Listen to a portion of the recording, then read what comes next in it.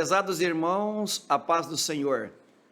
Mais uma vez, mais uma oportunidade que Deus nos dá para estarmos em contato com todos os nossos alunos da escola dominical, nossos professores da escola bíblica dominical, que participam do programa da Semaderon, Escola Bíblica Dominical, para então nós melhorarmos nossos conhecimentos bíblicos, teológicos e dominicais, de modo que possamos ter e oferecer uma escola bíblica dominical maravilhosa, que edifica todos os nossos alunos, inclusive aqueles que estão nos visitando em sede de escola bíblica dominical.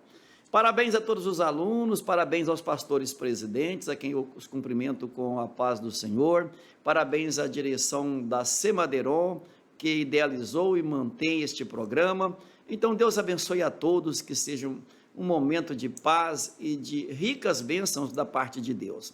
A lição da escola é a de número 5, de 1º de maio de 2022, e o tema estudado é: o casamento é para sempre. Que coisa linda!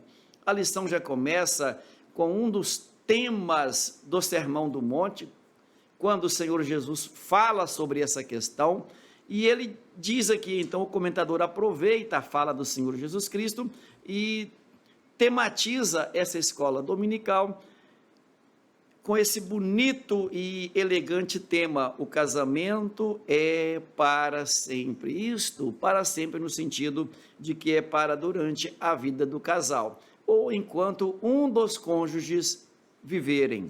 Pois bem, o textuário diz: assim não serão mais dois, mas uma só carne. Portanto, o que Deus ajuntou, não separe o homem. Evangelho de Mateus, no capítulo 19 e o versículo de número 6. A verdade prática, a vontade de Deus para o casamento é que ele seja vitalício. O que quer dizer isso? Enquanto um dos cônjuges sobreviver. Na continuidade do Sermão do Monte, Jesus condena o adultério. Que Deus tenha misericórdia e guarde todos os cônjuges debaixo da sua proteção, de modo que nenhum venha cometer este gravíssimo pecado de adultério. E lembrando que o adultério, ele pode ser físico, também ele pode ser mental. Olha aí, gente, emocional. Aquele adultério emocional, mental ou físico. Em ambas essas situações, ele é gravíssimo. Suas consequências, seus efeitos são drásticos na vida daquelas pessoas que se entregam a essa prática. A lição de hoje, ela está fundamentada em um texto bíblico do Evangelho de Mateus, do capítulo 5, versículos 27 até o de número 32, que passo a ler da seguinte forma: ouvistes que foi dito aos antigos: não adulterarás, ou não cometerás adultério, a depender da versão que se estiver lendo. Eu, porém, vos digo que qualquer que atentar numa mulher para cobiçar, já em seu coração cometeu adultério com ela. Olha aí, adultério emocional ou mental. Portanto, se o teu olho direito te escandalizar, arranca-o e o atira para longe de ti, pois te é melhor que se perca um dos teus membros do que todo o teu corpo seja lançado no inferno. Versículo de número 30. E se a tua mão direita te escandalizar, corta-a e atira para longe de ti, porque te é melhor que um dos teus membros se perca, do que todo o teu corpo seja lançado no inferno. E o versículo de número 31, também foi dito: qualquer que deixar a sua mulher, que lhe dê carta de desquite. Na outra versão fala de carta de divórcio. Eu, porém, vos digo que qualquer que repudiar a sua mulher ou deixar a sua mulher, a não ser por causa da prostituição ou do adultério, faz com que ela cometa adultério e qualquer que casa com a repudiada comete adultério. Meu Deus, a situação é seríssima, seríssima. Todos aqueles que desejam o céu, todos aqueles que desejam servir ao Senhor, fazer a vontade do Senhor, é preciso que se mantenha nos limites da palavra de Deus. Sim, ela é regra de fé para todos nós. Ela é para ser lida, crida e obedecida. Nós não podemos acrescentar nada ao que está escrito aqui, nem tampouco subtrair do seu conteúdo que está aqui registrado. Então, o comentador da lição, ele inicia a lição dizendo, no Sermão do Monte, em que Jesus evidencia a justiça e o caráter dos discípulos, acima da postura dos escribas e fariseus, a preservação do casamento foi muito bem destacada. E continua o escritor, ao evocar o 7º mandamento, não adulterarás, a intenção do mestre é colocar o casamento no seu devido lugar, como foi designado pelo próprio Deus. Na continuidade do seu ensino, Jesus expressa que tudo começa no coração. Olha aí, está ficando melhor. Tudo começa no coração. Assim, cai por terra as teorias quanto ao divórcio, as evasivas criadas por aqueles que pensam em se separar de seu cônjuge, visto que os que realmente são dominados pelos valores ensinados por Jesus Cristo procuram em tudo a preservação da pureza da vida conjugal e do verdadeiro lar cristão.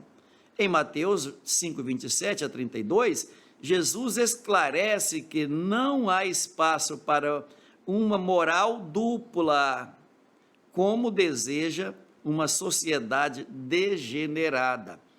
A sociedade degenerada, ela pensa numa moral dupla, num casamento apenas temporal, enquanto as coisas irem bem. Esse conceito de ir bem é mal interpretado, porque pensa que ir bem enquanto tudo vai dando certo assim. Na verdade, eu, você, nós é que temos que fazer a coisa dar bem. Exatamente isso. Há a necessidade de uma vontade diretiva da nossa parte, para que o nosso casamento se dê bem, para que vivamos a nossa vida toda com o nosso cônjuge, sem ser aquela vida maçante, cansada e estressada. Há pessoas que se estressam porque querem ser estressadas. Elas acham que é bonito ser estressada, acham que é bonito brigar, acham que é bonito largar, acham que é bonito separar. Não é assim, não é assim. Deus lhe chamou, Deus lhe escolheu para que você faça as coisas acontecer. Sempre os que ministram esses cursos motivacionais, eles dizem que o bom líder não é aquele que vê as coisas acontecer, mas aquele que faz as coisas acontecer. Esse mesmo princípio se aplica ao casamento. É preciso que eu faça meu casamento acontecer. É preciso que você faça o seu casamento acontecer, ser o melhor. Exatamente isso. E não precisa muito. Basta você ser um bom cônjuge. Basta você ser um bom marido, ou basta você ser uma boa esposa, você já estará contribuindo. O que ocorre, na maioria das vezes, é que nós queremos um bom cônjuge, mas não queremos ser um bom cônjuge. Queremos obrigações e deveres para o nosso cônjuge, e para nós, nada, apenas desfrutar dos benefícios do casamento. Bem, assim você não vai conseguir nunca, você vai casar infinitas vezes e terá problema no seu casamento. Mas se nós fizermos tudo de acordo com a vontade de Deus, se nós fizermos tudo de acordo com o projeto de Deus, então nosso casamento será nota 10. Por bondade de Deus, eu e minha esposa já estamos casados há 41 anos. Há 41 anos. Muitos do que estão me assistindo ainda não têm nem essa idade. Pois é, e nós já estamos casados há 41 anos. E eu louvo a Deus por este casamento. E a depender de mim, que Deus nos permita mais 100, mais 200, mais 300 anos de casado, que com certeza nós permaneceremos unidinhos assim, como nós estamos até hoje. Você pode ter até achado graça da quantidade de tempo que eu falei, mas se Deus quiser, qual o problema? É a vontade de Deus que seja feita, mas se Ele quiser nos recolher amanhã também, não tem muito a fazer, é aceitar sempre a vontade de Deus para a nossa vida. Tá certo, gente? No primeiro ponto da nossa lição, olha que chique que aparece aqui, a condenação do adultério. Você pode me perguntar, pastor, o que é adultério? Bem, você encontrará na Bíblia algumas palavrinhas que dão o resultado igual. Porém, para o legislador brasileiro, para o sociólogo brasileiro, as coisas têm uma conotação diferente. As palavrinhas, elas podem ter sentido diferente, mas o ato em si é o mesmo, o ato físico é o mesmo. Por exemplo, a prostituição. Na legislação brasileira e no conceito social brasileiro, a prostituição seria o comércio do sexo. Ok. O adultério seria a infidelidade conjugal, um cônjuge comprometido, casado, que tem um relacionamento extraconjugal, ele está cometendo adultério. Então, e aquela pessoa em estado de solteira, que vive como se vivesse casada, então isso é chamado de fornicação. Fornicação. Maravilha! Feitas essas definições, eu quero dizê-los que o comentador diz a condenação do adultério, mas essa mesma condenação, ela é para a fornicação, e essa mesma condenação, ela é também para os atos de prostituição. Porque Deus, ao instituir a família, ao criar o ser humano, Ele estabeleceu regras para a família, Ele estabeleceu normas para a família, e Ele, na condição de criador, Ele tem autoridade para estabelecer normas, exatamente isso. E quando Deus estabelece uma norma, Ele faz a coisa certa. Tudo que Deus fez é certo. Deus nunca erra. Então, se Deus estabeleceu o casamento e exigiu a fidelidade nesse casamento, é exatamente porque esta é a melhor condição para o ser humano. A outra condição, ela deteriora, ela prejudica, ela atrapalha o funcionamento da família, tanto aqui na terra, socialmente, quanto também no seu relacionamento com o Criador, com Deus, porque ele peca, ele transgride a uma norma que é divina. Então, além de criar um problema social, um problema jurídico, um problema legal, você terá também aumentado seus problemas sociais e os seus problemas no seu relacionamento com Deus. Então, fica aqui a advertência da palavra de Deus. Com a nova versão desse mandamento dada pelo Senhor Jesus Cristo no Sermão do Monte. Lá no Sermão do Monte estava escrito assim, olha, lá na lei de Moisés estava escrito assim, não adulterarás ou não cometerás adultério. Aí Jesus diz, eu porém vos digo que qualquer que atentar numa mulher para cobiçar, já em seu coração cometeu adultério com ela. Olha aí a situação. Na lei de Moisés, na lei do Antigo Testamento, que muitos chamam de lei de Moisés, mas na verdade é a lei de Deus, estava escrito lá, não cometerás adultério. Os escribas e fariseus seguiam a literalidade dessa lei, porque é muito suave. Apenas não cometer adultério estará resolvido. Mas Jesus disse, qualquer um, lá era um ato físico, o adultério lá era um ato físico. Porém, Jesus Cristo disse, eu porém vos digo que qualquer que atentar numa mulher para cobiçar, já em seu coração cometeu adultério com ela. No ensinamento de Cristo, bem mais elevado do que o ensinamento de escribas e fariseus, lá era apenas um ato físico que era condenado, como adultério. Então Jesus acrescentou aí dizendo que também se equipara, também tem o mesmo efeito aquele que cobiça. aquele que atentar com os seus olhos em uma mulher para cobiçar, ou aquela que atentar com os seus olhos em um homem para cobiçá-lo, em seu coração já cometeu adultério com ela ou com ele. Quer dizer, o ensinamento de Cristo é bem superior, o ensinamento de Cristo, ele está num patamar bem mais elevado, porque ele trabalha com as intenções do coração.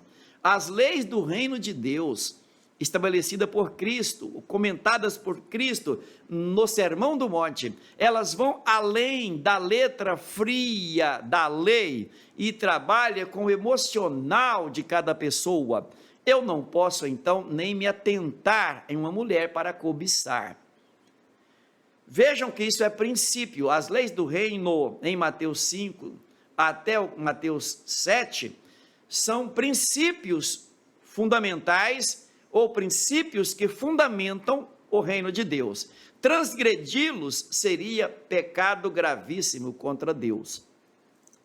Então, com relação ao casamento, o que se ensinou, tanto no contexto geral da Bíblia, quanto no ensinamento de Cristo no Sermão do Monte, é que o casamento é para sempre, durante o curso da vida de qualquer um dos cônjuges. Nenhum humano tem a autoridade para desfazer um casamento. A pessoa não é obrigada a se casar. O que eu disse? A pessoa não é obrigada a se casar, mas se casar tem um ônus. Terá muitos benefícios, mas também terá um ônus. Qual o ônus? Marido e mulher aprender a se suportarem, exatamente isso, se suportar, a conviver. Você não é obrigado a casar, mas se você se casar, terá que se manter casado, manter esse casamento funcionando e bem. Não é aquele casamento truncado também, não é briga para todo dia, toda hora, é paulada para lá, porretada para cá. Não. Isso não funciona. O mesmo Deus está vendo isso. Está com raiva da esposa, começa a brigar, xingar, falar, bater, apanhar, e corre para a polícia, e corre da polícia. Não é isso. O casamento precisa funcionar bem. Você irá prestar contas do seu casamento a Deus. O casamento é uma instituição de Deus, ele não é seu. Quem instituiu foi Deus. Então, há uma prestação de contas. Cada cônjuge prestará contas do seu cônjuge ao Senhor Deus. Aqui na terra, nós temos uma mordomia, somos apenas mordomos de bens e valores espirituais celestiais. Iremos prestar contas disso ao nosso Criador. Aquilo que Deus nos entrega, é preciso que nós cuidemos bem. É como naquela parábola dos talentos, ele entregou talentos para a pessoa e se ausentou, mas depois ele veio procurar aquilo que era seu. Deus também lhe entrega um cônjuge, ou um marido, ou uma esposa. Deus lhe entrega filhos, Deus lhe entrega patrimônio para nós cuidarmos. Tudo pertence ao Senhor. Os salmos nos dão conta disso, que do Senhor é o céu, a terra e a sua plenitude, ou seja, tudo que neles há, então tudo é do Senhor. Nós somos apenas mordomos, e na condição de mordomos, nós temos que saber como cuidar daquilo que Deus nos entregou para cuidar. Se nós granjeemos, se nós trabalhamos, se nós cuidamos, seu casamento prosperou ou faliu? Você vai prestar contas ao diante do Senhor. Seu casamento é aquele brigueiro, já amanhece o dia brigando, em vez de amanhecer o dia cantando, glorificando ao Senhor, enaltecendo ao Senhor, em vez de você ter um dia feliz com a sua esposa, com seu marido, com a sua família, você prefere brigar. Prefere bater, prefere apanhar, prefere matar, prefere, sei lá. Você está vendo o que está fazendo com o seu casamento? Ainda é tempo de mudar de ideia. Ainda é tempo de mudar de ideia. Comece a valorizar o seu cônjuge. Valorize sua esposa, valorize seu esposo, valorize seu casamento, que é uma instituição divina. Isso não é por acaso. Você se casou, não é por acaso. Se você fez uma má escolha, o problema da má escolha foi sua, Então você responde por essa má escolha que você fez. Não é largando, não é brigando, não é matando. Não, você não está resolvendo, você está criando mais problema para você, mais coisas para você prestar contas depois. Vai só agravando a situação. Então é melhor que você reflita, pense no casamento que você tem, pense na esposa que você tem, pense no marido que você tem. Cuide bem dele, cuide bem dela, cuide bem do seu casamento, cuide bem, que você vai responder, vai prestar contas disso lá em cima. Exatamente. Haverá um dia que todos comparecerão perante o Senhor. Todos significa todos comparecerão perante o Senhor para prestar conta da sua mordomia, de como você administrou esses bens e valores que Deus lhe confiou. E o Senhor continua nos lembrando, o casamento é para o tempo que durar a vida de um cônjuge. Pastor, e se eu cogitar meios para que o meu cônjuge perca a vida? Você vai responder por duas situações. Primeiro, por ter dado causa a essa morte. Isso, você deu causa à morte. Olhe lá, o crime é o mesmo, a pena é a mesma. E você deu causa também ao seu divórcio, à sua separação e etc. O crime é o mesmo. Então você vai pagar por dois crimes, sendo que você poderia preferir consertar o seu casamento, melhorar o seu casamento e desenvolver uma vida conjugal saudável, abençoada e abençoadora. Que Deus conceda a cada marido, a cada mulher, a cada cônjuge, essa graça para melhorar o seu casamento. Você já está casado, não sei há quanto tempo, talvez há um dia, talvez há 60, 70 anos. Nós temos algumas pessoas mais longevas que o seu casamento já dura 60, 70 e alguns anos a mais. Parabéns, Deus lhe abençoe. Mas cuide da qualidade do seu casamento, cuide da qualidade do seu relacionamento, porque também sobre isso você irá prestar contas. Irmãos, oro a Deus e suplico em favor de todas as famílias, para que nem o adultério aproxime de nenhum dos cônjuges, nem na sua condição mental, nem na sua condição física, nem o ato físico, nem o ato mental, que é a cobiça. Ficar olhando uma mulher que não seja a sua, ficar olhando o marido que não é seu para cobiçar. Você está perdendo seu tempo. Está perdendo seu tempo. Então cuide da sua esposa, cuide do seu marido, fica olhando o seu marido, fica olhando a sua esposa. Já que você quer olhar, olha o que é seu. Pronto, cuide do que é seu. Inclusive Paulo adverte sobre isso. Cuide do que é seu. Exatamente isso. Amém, querido? Olha esse primeiro ponto desta lição, ele fala profundamente com todos nós. O adultério é pecado.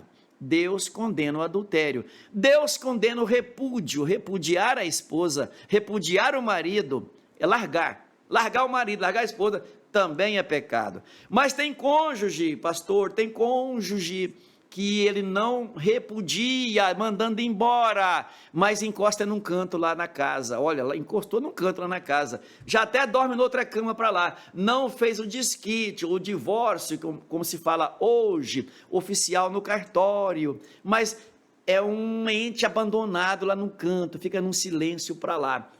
O pecado está sendo o mesmo. Que Deus tenha misericórdia de você. Ame seu marido, ame a sua esposa, vivam esse casamento com alegria na presença de Deus e será muito bem. Que Deus lhe abençoe e que este ponto da lição tenha falado profundamente ao seu coração. Bendito seja o nome de nosso Senhor e Salvador Jesus Cristo. Estamos aqui com esta lição maravilhosa, lição de número 5, comentada já pelo nosso pastor Jomi César, que hoje aqui conosco trabalha esse brilhante assunto, tratando do casamento é para sempre, a indissolubilidade do casamento. O casamento foi feito, instituído por Deus, para que homem e mulher vivam ambos de forma unida como uma só carne, disse Jesus, e serão dois, uma só carne, reforçando ele aquilo que o próprio Deus já havia apresentado ali no Jardim do Éden, no momento em que instituiu o casamento. O assunto continua dizendo: o que rege o coração regerá o corpo. E nisso vem tratando aqui o assunto sobre o proceder do coração, sobre o que é que o homem pensa, o que ele pensa é o que ele vai expressar, e também trata aqui sobre sujeitando o corpo ao espírito. Então vejamos nesse segundo ponto, o tratado aqui, quando é citado Mateus capítulo 15 e versículo 19. Jesus respondendo àqueles que lhe interrogavam a respeito de lavar as mãos, então ele disse que o que contamina o homem não é o que sai da boca, ou melhor, não é o que entra pela boca, mas sim o que sai da boca, porque da boca sai aquilo que está já no coração. Isso sim contamina o homem, porque Deus avalia, esquadrinha, mede o coração do ser humano. E a palavra coração aqui no original, lebá, fala desse homem interior que tem vontade, que tem ânimo, que tem inteligência e que a partir deste ser interior é que ele procede os seus desejos, as suas vontades, e essas vontades é que precisam ser puras, limpas, para agradar ao Senhor Deus. Então, quando se trata do casamento, nós precisamos saber que antes de uma pessoa adulterar-se, na prática, ela já adulterou no coração, assim como outros pecados, porque os pecados começam lá no mais interior. Para que tenhamos uma vida abençoada, precisamos ter então o coração transformado. É isso que Deus exige de cada um de nós, um coração novo. Um coração onde diz Apocalipse 3:20, eis que estou à porta e bato, se alguém abrir a porta, entrarei em sua casa, cearei com ele e ele comigo. Jesus morando no nosso coração, o Espírito Santo, o Espírito de Cristo morando em nosso coração, certamente teremos um coração limpo e um coração direcionado, porque diz a palavra, aqueles que são guiados pelo Espírito de Deus são filhos de Deus. O nosso coração precisa estar guiado pelo Espírito de Deus. Colossenses capítulo 3 e versículo 16 diz que a palavra de Deus habite abundantemente em vossos corações. E então, habitando ela, haverá procedimento de salmos, hinos, louvores e adoração ao Senhor, que é o que deve proceder do nosso coração. Quando nós expressamos uma palavra, é porque já antes pensamos, antes trabalhamos ela em nossa mente. Então, a Bíblia diz que quando fazemos alguma coisa, quando falamos, já foi arquitetado. Então eu estou plantando aquilo que eu já planejei para plantar quando eu falo ou quando eu pratico. E aí vem então Gálatas capítulo de número 6 e versículo 7, dizendo que Deus não se deixa escarnecer. Aquilo que o homem semear, isso também ele ceifará. Cuidemos com os nossos pensamentos. Se formos a Tiago, capítulo 1 e versículo 14, nós vamos encontrar o escritor dizendo o seguinte: mas cada um é tentado quando é atraído e engodado pela sua própria concupiscência. Depois a concupiscência, concebido, dá à luz ao pecado, e o pecado, sendo consumado, gera a morte. Veja aqui os passos, a escada para o pecado. Primeiro, diz o versículo 14, mas cada um é tentado quando é atraído.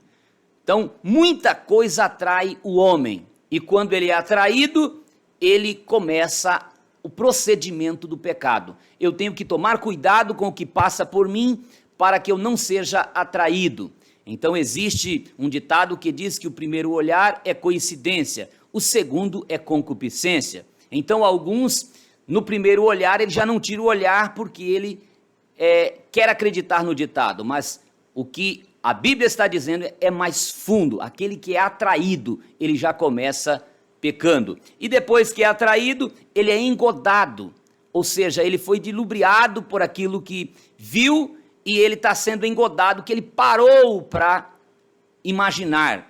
E de repente, diz que ele é engodado pela sua própria consciência e depois de havendo a concupiscência concebido dá à luz o pecado. Quando ele já deixou ser engodado, deu evasão, surgiu a concupiscência que gerou então o pecado. Isso antes da prática. Então o terceiro passo é a concupiscência que já está dando luz ao pecado. E diz aqui, e o pecado sendo consumado, porque já é pecado quando está lá dentro do ser humano. E o pecado sendo agora consumado, que é o quarto passo, ele gera então a morte. E nós entendemos então que há um procedimento, mas o pecado começa já lá atrás.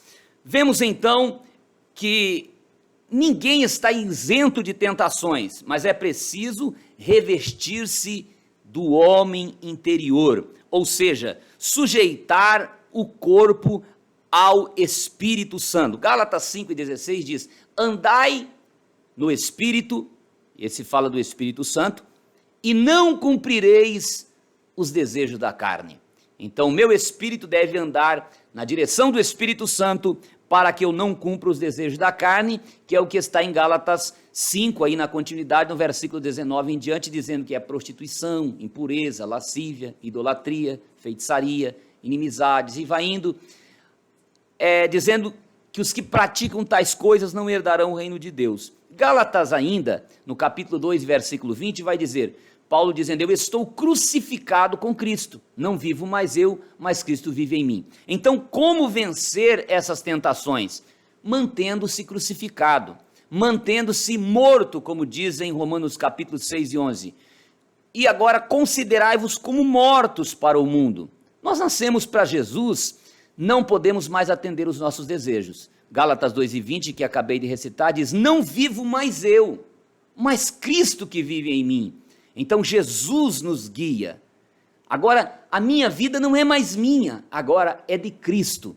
Quão maravilhoso é quando a nossa vida está sendo conduzida por Jesus, quando nós fazemos a sua completa vontade, a sua boa, perfeita e agradável vontade, como está em Romanos capítulo 12. O pecado acaba sendo eliminado porque nós estamos sendo deixando-se ser guiados por Jesus Cristo. O próprio Jesus diz assim, olha, se o seu olho se escandalizar, arranca ele. Melhor entrar no céu sem um olho do que com os dois você ser lançado no inferno. É claro que Jesus não está falando aqui de mutilação, ele está dizendo de renúncia. Eu preciso renunciar ao mundo. Jesus disse em Mateus 16, 24 em diante, aquele que não toma a sua cruz e não segue após mim, não é digno de mim. Tomar a cruz naquela época, Jesus ainda não havia morrido, mas eles conheciam a história da cruz porque o Império Romano utilizava muito essa pena capital, crucificando as pessoas. Então, quando Jesus fala, olha, aquele que quiser seguir após mim, tome cada um a sua cruz. Quem toma a cruz, toma já para ir a caminho da morte, onde será crucificado. Quando aceitamos Jesus, nós decidimos crucificar a nossa carne para o mundo, para viver para Deus.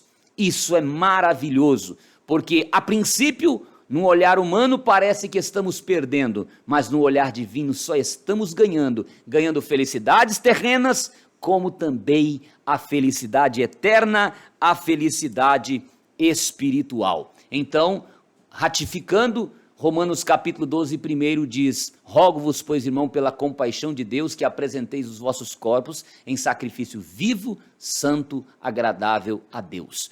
Então, que nós possamos apresentar o nosso corpo sempre em sacrifício, sabendo que não pertencemos mais a nós, mas a Deus. Na continuidade, nós temos então aqui a indissolubilidade do casamento, que é o nosso último ponto desta lição.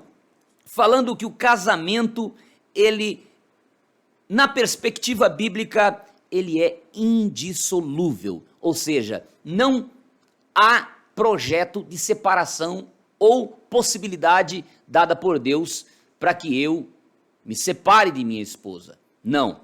Deus, quando projetou, ele projetou na sua absoluta vontade que o homem permaneça casado até que a morte o separe. É o que está em Gênesis capítulo 1 e versículo 28, dizendo: frutificai, multiplicai-vos e enchei a terra, diz Deus ao casal. E sujeitai-a, dominai sobre os peixes do mar, sobre as aves do céu, sobre os répteis, sobre toda a terra. E lá no capítulo 2, versículo 24, ele diz: portanto, deixará o homem ao seu pai e à sua mãe, e unir-se-á à sua mulher, e serão dois, uma só carne. Serão dois, uma só carne. Esse é o projeto de Deus inicial. Lá em Êxodo capítulo 20, versículos 14, vem aí, então, o mandamento dizendo: não adulterarás. Um dos 10 mandamentos, dizendo Deus taxativamente: não adulterarás. E quem adulterava, então, tinha pena capital. Esta era a lei que Deus tinha determinado a Moisés ali no Antigo Testamento. Cá no Novo Testamento, a coisa ficou ainda pior, porque Jesus disse: eu, porém, vos digo. Olha aí esta opção. Vocês ouviram o que foi dito lá no passado? Mas eu, porém, vos digo, uma antítese, né? Eu, porém, vos digo, aquele que olhar para uma mulher e desejá-la no seu coração, aquele que for engodado, que for atraído, engodado, deixar a concupiscência vir ao coração, já cometeu adultério com essa mulher. Então, aqui no Novo Testamento a coisa ficou ainda mais rígida. E Jesus, através do apóstolo Paulo, compara o casamento com a igreja. Ou seja, a noiva que vai casar, ela é comparada com a igreja e o noivo é comparado com Cristo, pela importância do casamento. O casamento ele é tão importante que Deus usa muito essa figura do homem casando com uma noiva, o noivo casando com uma noiva, com Jesus sendo noivo casando com a igreja e depois as bodas do Cordeiro lá na frente quando formos arrebatados. No Antigo Testamento também se trabalha Deus sendo o marido, o esposo, Israel sendo a esposa de Deus. E trata ali de alguns adultérios, quando aquela Israel, aquela nação israelita, acabava indo atrás de ídolos. Então, ir atrás de uma outra mulher seria como ir atrás dos ídolos. Assim, quem também ia atrás dos ídolos era como se estivesse traindo. E a Bíblia diz, através do próprio Tiago, no capítulo 4, versículo 1, traidores e traidoras. Algumas traduções diz adúlteros e adúlteras. Vocês não sabem que a amizade do mundo é inimizade com Deus? Porque Deus está comparando o seu relacionamento com a igreja, com o relacionamento do esposo com a esposa, que deve ser puro. Então, o casamento ele deve ser puro, ele é indissolúvel, e o que fazer para que o casamento seja para sempre?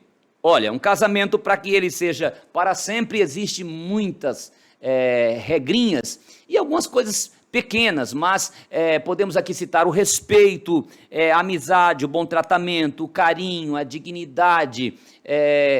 Existe muitas atitudes simples, como dar um presente, um abraço, uma palavra de reforço, de incentivo, de ânimo, fazer aquilo que o cônjuge gosta, procurar conhecer os desejos do cônjuge, o coração, dar tempo para o cônjuge, dialogar, que é o principal, eu chamo diálogo de luz, né? Quando nós conversamos, nós temos luz, quando não há conversa entre os cônjuges, então as trevas perduram. Isto é um perigo. Para que a gente tenha então um casamento para sempre, é preciso que a gente regue essa plantinha. No dia do casamento, é como se a gente tivesse começado a cuidar de uma planta e ela precisa ser regada, porque todo dia vem o sol, todo dia vem as dificuldades da vida e essa planta precisa ser regada com amor todos os dias para que ela permaneça viva. O nosso casamento permanecerá vivo se nós soubermos cuidar dele conforme os moldes da palavra de Deus. O casal cristão, ele tem conhecimento de que no aspecto espiritual, ambos, homem e mulher, são iguais perante Deus. A Bíblia diz que o homem é o cabeça da mulher, isso no sentido material, como responsável, como aquele que deve dar limite, com aquela pessoa que deve dar o limite aos filhos, por exemplo. Agora, no aspecto do casamento, ele deve estar submisso, a mulher deve estar submissa ao marido, quer dizer, debaixo de uma mesma missão, os dois trabalhando junto, unidos, porque os dois são uma só carne, e ninguém vai querer maltratar a sua própria carne. Então, a cabeça não quer saber se outra parte do corpo é menos importante ou mais importante, porque todas as partes são importantes. Quando há essa divisibilidade ou alguém quer separar uma coisa da outra, é que se cria as confusões que o mundo tem criado. Precisamos mantermos na palavra de Deus.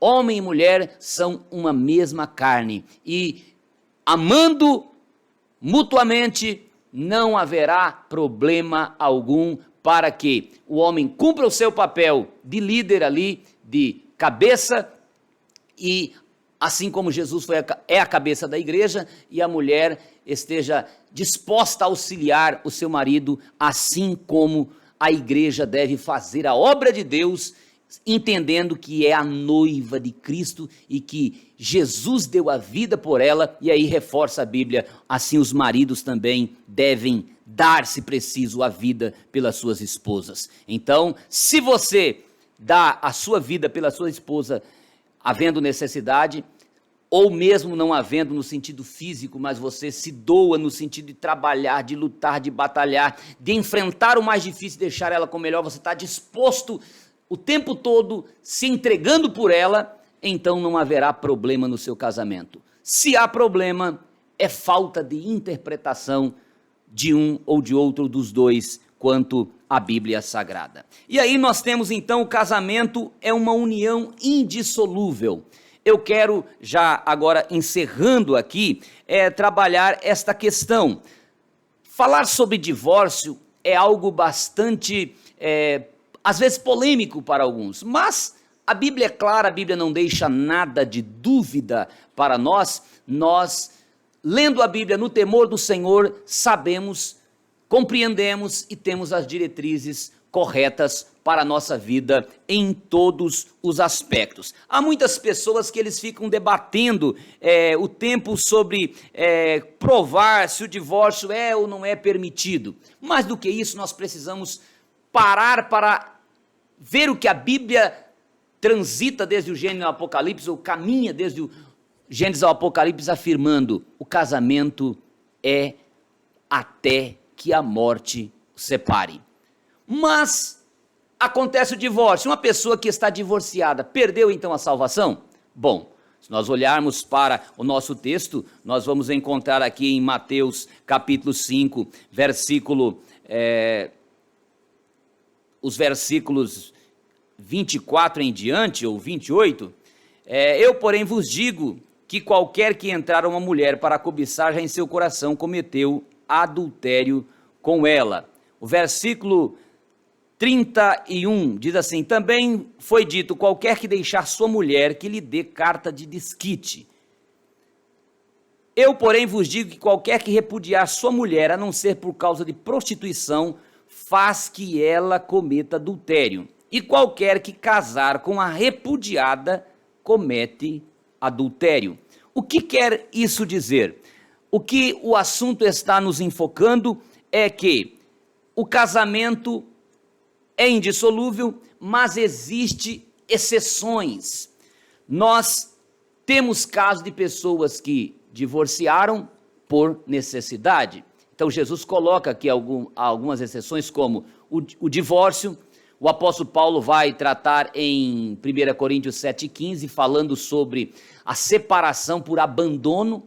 A pessoa aceita Jesus, o marido não quer mais morar com essa mulher porque ela aceitou Jesus. Ela quer ficar com ele. O conselho da Bíblia é que, se o marido não é crente, não o deixe por isso, permaneça com ele. Mas ele disse: não, você está servindo a um Deus do qual eu não quero, eu estou indo embora. E ele abandona. Então, nesse caso, e também no caso de viuvez, quando a morte separa, então está livre para casar-se novamente.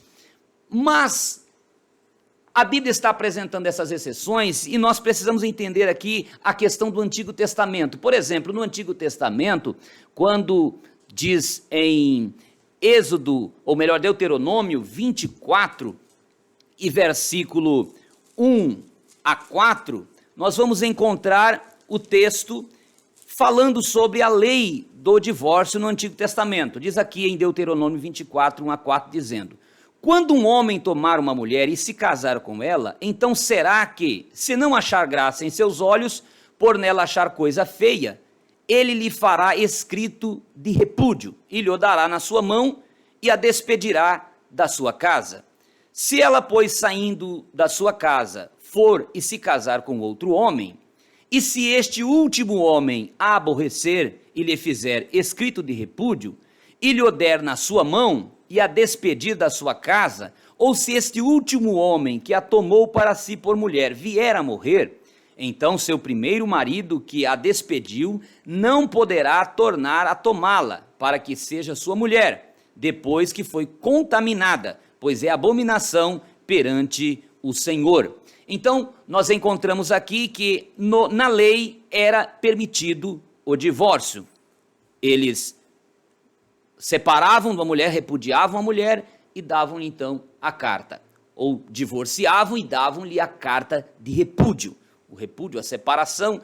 Então, quando vinha com a carta, ela estava legalizada.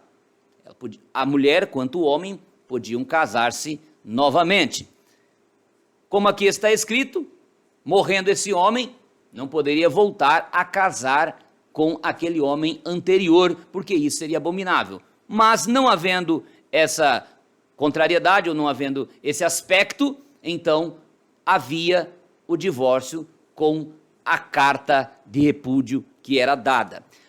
Lá em Malaquias capítulo 2, versículo 16, nós vamos encontrar Deus dizendo: eu odeio o divórcio, o repúdio. Por quê? Porque ali os filhos de Israel estavam banalizando o casamento de uma tal forma que eles não só banalizavam o casamento, mas banalizavam o divórcio. Não estavam nem dando a carta de divórcio ou de repúdio. Eles separavam e se juntavam e a coisa estava bagunçada. Pior, hoje não se banaliza dessa forma, mas se banaliza o divórcio. Divorciam-se por qualquer coisa, por qualquer encrenca, por qualquer problema, o que é antibíblico. Então, o divórcio existe? Sim. Exceção, existe o divórcio, nas exceções. Então, caso a caso. Se alguém é divorciado por aí, for lecionar essa lição, não se preocupe. Você precisa fazer o seu trabalho e ter consciência do que foi feito, porque o divórcio deve ser avaliado caso a caso. Deus não fez ninguém para divorciar-se, mas aconteceu o divórcio, você precisa entender as razões, as causas, e digo, Deus perdoa qualquer tipo de pecado, exceto a blasfêmia contra o Espírito Santo. Aproveito para aqui abrir um parênteses, que há pessoas que ele divorciou-se, levou um golpe do adultério, e olha bem, a esposa ou o esposo adulterou. Qual é a regra bíblica? Perdoar. Jesus perdoou, Deus perdoava Israel quando traía, indo aos outros ídolos. Deus quer que o homem perdoe.